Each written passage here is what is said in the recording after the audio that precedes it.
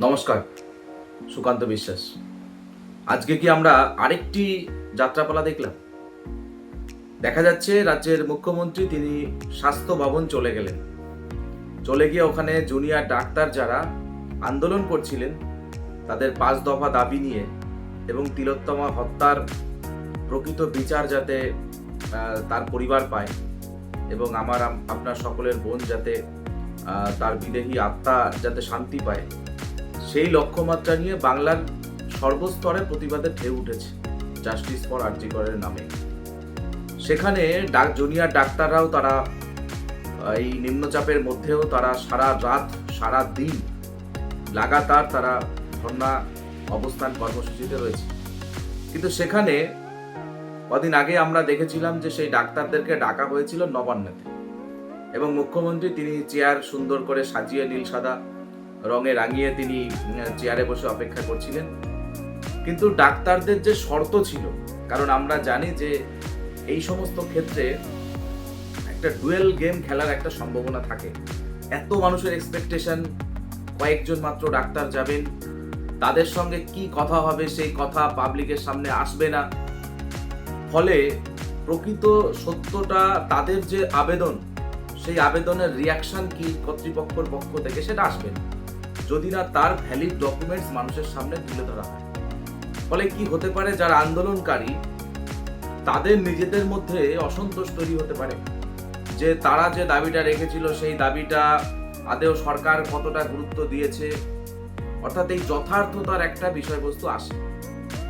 তো সেখানে তারা লাইভ স্ট্রিমিং করতে চেয়েছিল, সেখানে আপত্তি দেখিয়েছে, একটা যুক্তি দেখিয়েছে যেহেতু এটা বিচার বিবেচনা চলছে, ফলে কি করে এই বিষয়টাকে করা যাবে।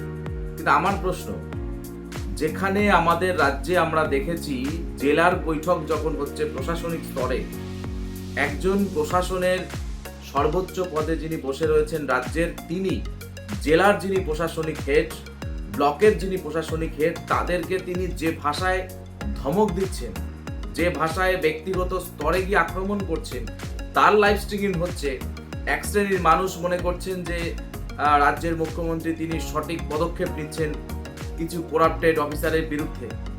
অর্থাৎ এইটাকে মানুষ তো মনে করতেই পারে যে এটা লোক দেখানো, কারণ আপনার অ্যাডমিনিস্ট্রেটিভ সিদ্ধান্ত, আপনার অ্যাডমিনিস্ট্রেটিভ বৈঠক, সেটা তো একান্ত গোপন হওয়া উচিত। সেটা কেন মানুষের সামনে আসছে? প্রতিবাদ মানুষ সে সময় করেনি, যেটা একটা নতুন স্টেপ হতে পারে, তিনি পরিচ্ছন্নতা আনার জন্য চেষ্টা করছেন। তাহলে এত বড় একটা সেন্সিটিভ ইস্যু, যে ইস্যুটাকে আজকে বাংলার এমন কোনো মানুষ বা ভারতবর্ষের এমন কোনো মানুষ নেই যে কলকাতায় এরকম একটা নৃশংস ঘটনা ঘটেছে। তো সেই নৃশংস ঘটনার পরিপ্রেক্ষিতে প্রতিবাদে 5টা পয়েন্ট যখন ডাক্তারদের পক্ষ থেকে রাখা হয়েছে এবং সেই পয়েন্টগুলোকে নিয়ে যখন অ্যানালিসিস হবে, তাদের দাবি দেওয়া সরকারের পক্ষ থেকে অফিসিয়ালি যে স্টেটমেন্ট দেওয়া হবে, সেখানে রেকর্ডিং থাকতে অসুবিধা কোথায়? কিন্তু আজকে আমরা কি দেখলাম, তিনি চলে গেলেন, তিনি গিয়ে বললেন যে তোমরা এসো, আমার সঙ্গে আলোচনায় বসো, আমি তোমাদের সকল প্রতিশ্রুতি মেনে নেব। অথচ এই মুখ্যমন্ত্রীকে আমরা এক সময় শুনেছিলাম বক্তব্য রাখতে, তিনি বলছেন যে প্রতিশ্রুতি তো দেওয়া হয় পূরণ না করার জন্য। অর্থাৎ তিনি নিজেই তার কথাটাকে আজকে এখানে মিথ্যা প্রমাণ করার একটা চেষ্টা করলেন, যদি তার কথা সত্যি। তো ডাক্তারদের পক্ষ থেকে আমি দেখলাম যে তারা কাইন্ড হার্টেড, তারা মানবিক দৃষ্টিকোণ থেকে তারা বৃষ্টিকে উপেক্ষা করে তিনি কালীঘাটের বাড়িতে তারা গেছেন, দীর্ঘক্ষণ গেটে দাঁড়িয়ে রয়েছেন, কথা বলছেন, তারা ঢুকতে চাইছেন। মুখ্যমন্ত্রী এবং স্বরাষ্ট্র সচিব তারা বলছেন তোমরা এসো, কিন্তু মাঝখানে বাদ বাঁধলো কোথায়? সেই আবার রেকর্ডিং। এই রেকর্ডিংটার দরকার আছে।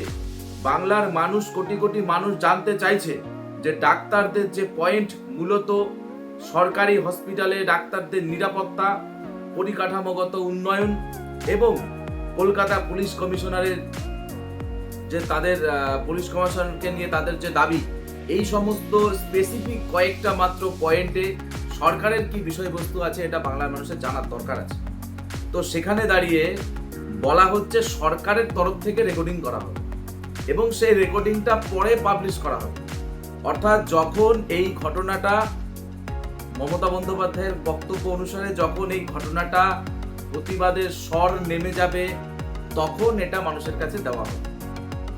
তাহলে এটা কি ছলনা নয়? যদি আপনার রেকর্ডিং করতেই হয়, কেন দুপক্ষ থাকবে না? ডাক্তারদের যে দাবি, তারা বলেছেন যে সরকারের পক্ষ থেকে একটা রেকর্ডিং সেট থাকবে, আমাদের পক্ষ থেকে রেকর্ডিং সেট থাকবে। সরকার যদি সেই রেকর্ডিংটাকে পাবলিক না করেন, পাবলিক ডোমেনে মিডিয়াতে না আনেন, ডাক্তারদের পক্ষ থেকেও সেই রেকর্ডিংটা পাবলিক ডোমেনে আনা হবে।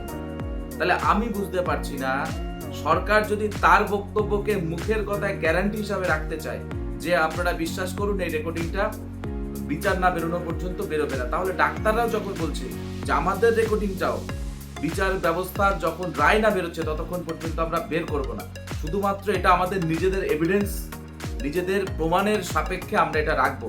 তার কারণে একটা ব্যাপক সংখ্যক ডাক্তার, মেডিকেল সোসাইটি তারা আন্দোলনে নেমেছেন, তাদের কাছে এদের জবাবদিহি করতে হবে। এই যে 25 জন জুনিয়র ডাক্তার, 25 কি 35 জন জুনিয়র ডাক্তার যারা এসেছিলেন মাননীয় মুখ্যমন্ত্রীর সঙ্গে দেখা করতে, পদ্ধতিগতভাবে কোনো ভুল নেই।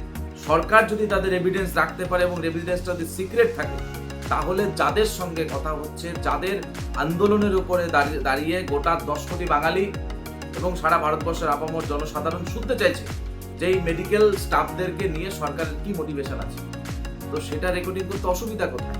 তারা তো একবারও বলেনি যে আমরা এই রেকর্ডিংটা যেটা হবে সেটা বেরিয়ে এসে আমরা সোশ্যাল মিডিয়া করব, মিডিয়া প্ল্যাটফর্মে তুলে দেবো, সকলে হোয়াটসঅ্যাপে ঘুরবে, বাংলা অশান্ত হবে বা বাংলার সার্বিক পরিস্থিতি হয়তো সরকারের ভাবমূর্তি নষ্ট হবে, এইসব কিছুই বলেনি।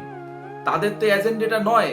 আজকে একজন সাধারণ মানুষ হিসাবে, পশ্চিমবঙ্গের একজন অধিবাসী হিসাবে, রাজনীতিবিদ হিসাবে নয়, পশ্চিমবঙ্গের একজন সাধারণ নাগরিক হিসাবে ভিডিওটা আমি দেখছিলাম যে ডাক্তাররা কিভাবে হাত জোর করে হয়ে বলছেন দয়া করে আমাদের সঙ্গে আলোচনায় বসুন। আমরা 34 দিন ধরে আমরা রাস্তায় রয়েছি, ধর্নায় রয়েছি, আমরা নিজেরাও বুঝতে পারছি যে ডাক্তাররা যদি আন্দোলনে থাকেন, ধর্নায় থাকেন, মানুষের, বিশেষ করে গরিব মানুষের নিশ্চিতভাবে অসুবিধা হয়। ডাক্তাররা নিজেরাই বলছেন, এবং সেখানে তারা এই আন্দোলনরত অবস্থায় সেখানেও কিন্তু তারা পেশেন্টটা দেখছেন। That is a good sign যে তারা তাদের কর্তব্যের মধ্য দিয়েও, তাদের আন্দোলনের মধ্য দিয়ে কর্তব্য জায়গাটা তারা ভোলেননি। কারণ আমরা জানি যে সমাজের অন্য সমস্ত পেশা মানুষ যদি একদিন দুদিন বসে যায় অসুবিধা হয় না, কিন্তু মেডিকেল সিস্টেম বসে গেলে সত্যি হয়তো অসুবিধা হয়, সেটা তারা মাথায় রেখেছেন। এই যে মানবিক দৃষ্টিকোণ থেকে এতগুলো বিপুল সংখ্যক ডাক্তারদের প্রতিনিধি, কয়েকজন প্রতিনিধি যেভাবে হাত জোড় করলেন বাংলার মুখ্যমন্ত্রীর কাছে, মুখ্যমন্ত্রী মানবিক দৃষ্টিকোণটা তিনি দেখবেন না? যে এত সংখ্যক মানুষের আন্দোলন, লড়াই, রাত জাগা, দিন জাগা, ভোর জাগা, এত রকম পলিটিক্যাল পার্টি, সাধারণ মানুষ, নাগরিক সমাজ, শিল্পী সত্তা সকলে রাস্তায় নেমে যে ঘটনার তদন্ত চাইছেন, সেখানে কেন এত লুকায়িত থাকবে? আজকে কি চেয়ারটাই বড়? যে চেয়ারটা বাংলার সাধারণ মানুষ তাকে তুলে দিয়েছেন, আজকে বাংলার মানুষই তো চাইছেন যে সেই চেয়ারের মর্যাদা তিনি দিন। তাহলে কেন এই পরিস্থিতি তৈরি হবে? তাই খুব উৎসাহ নিয়ে আজকে একজন সাধারণ মানুষ হিসাবে দেখছিলাম ডাক্তারদের যে বক্তব্য, একদমই সঠিক বক্তব্য। কারণ ওই ভেতরের ঘরের মধ্যে কি আলোচনা হবে, কার কি রিয়াকশন আসবে, সেটা যদি মানুষের কাছে না আসে, তাহলে মানুষ তো, তাদের আন্দোলনের যারা সঙ্গী তারা ভুল বুঝতে পারে, সাধারণ মানুষ ভুল বুঝতে পারে, তারা তো ভাবতে পারে যে ডাক্তারদের সঙ্গে একটা সেটিং হয়েছে রাজ্য সরকারের।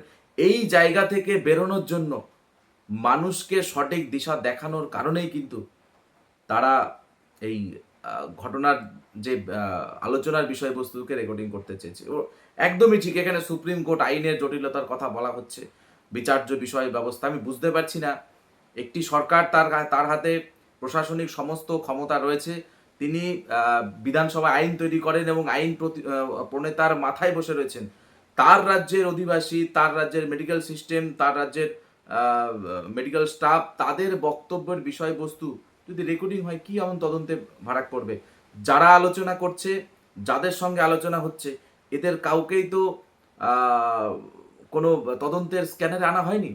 রাজ্যের মুখ্যমন্ত্রীকেও সিবিআই ডাকেনি, বা এই ডাক্তারদেরকেও সিবিআই ডাকেনি। তাহলে তদন্তের মধ্যে যখন এরা নেই, আমি জানি না আইনের ভাষা কি বলে, সেখানে আইনের দোহাই দেওয়া হচ্ছে কেন, আমি বুঝতে পারছি না। তাই সকলের কাছে অনুরোধ থাকবে, যদি ভিডিওটি ভালো লাগে আপনারা এটাকে শেয়ার করতে পারেন। এইটুকুই তো আপনাদের কাছ থেকে চাই, একটু সাপোর্ট। কারণ আমরা যে চিৎকারটা করি, রাস্তায় দাঁড়িয়ে চিৎকার করি, বাজারে দাঁড়িয়ে চিৎকার করি, শুধুমাত্র মানুষের কাছে সত্যটা তুলে ধরার জন্য, মানুষের ন্যায়টা পাইয়ে দেওয়ার জন্য। এবং আপনাদের কাছে শুধু এইটুকু কামনা করি যে আপনারা একটু সাপোর্টটা আমাদের করুন। ধন্যবাদ, নমস্কার।